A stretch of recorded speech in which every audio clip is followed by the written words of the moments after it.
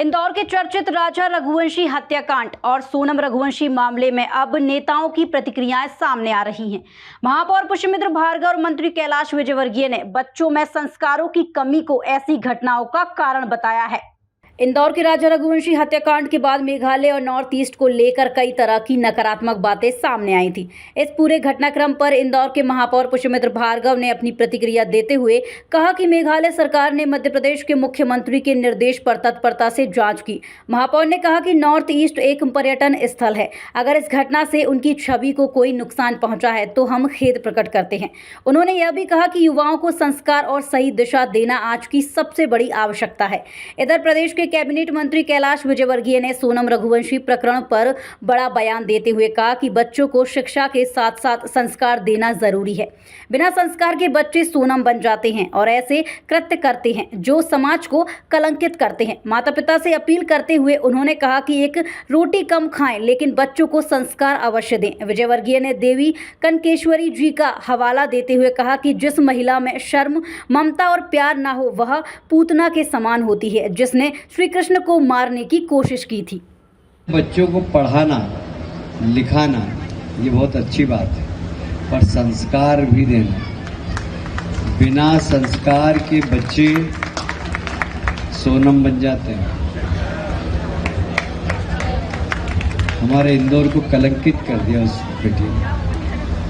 हम कहीं भी जाते हैं, मैं कल भोपाल था, ग्वालियर था, लोग पूछने लग गए इंदौर की घटना। मैंने कहा मेरे को नहीं मालूम है। अरे आप इंदौर के जनप्रतिनिधि? मैंने कहा मेरे को बात नहीं करना, बात करने में शर्म आती। यदि बच्चों में संस्कार हो तो कभी ऐसा काम नहीं।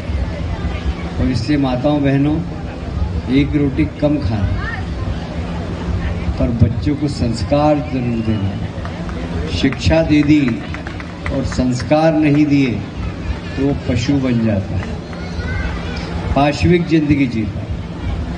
कल मैं एक किताब पढ़ रहा था और मुझे कनकेश्वरी देवी जी ने एक प्रवचन में भी कहा था कि कोई महिला हो और उस महिला में शर्म नहीं हो, उस महिला में ममता नहीं हो, उस महिला के अंदर शर्म नहीं हो, ममता नहीं हो और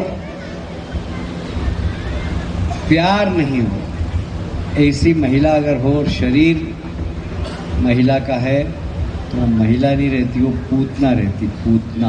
नहीं, देखिए ऐसा है, इंदौर का युगल वहाँ घूमने के लिए गया। सबसे पहले तो ये बहुत खेदजनक है, बहुत दुखद है, विशेष रूप से तब भी जब इंदौर स्वच्छता, स्वाद, सेवा, संस्कृति इन सब में अनुकरणीय काम कर रहा है। इस प्रकार की घटना का होना हमको आत्मचिंतन करने का, अपने युवाओं के साथ नई दृष्टि से, परिवार के संस्कारों की दृष्टि से संवाद करने के लिए प्रेरित करता है। हम सब जनप्रतिनिधि भी, सामाजिक संगठन भी मिलकर ऐसी घटनाओं की पुनरावृत्ति ना हो उसको लेकर एक संवाद, चर्चा, चिंतन का काम करेंगे। और मैं मीडिया से भी इस बात की अपेक्षा रखता हूं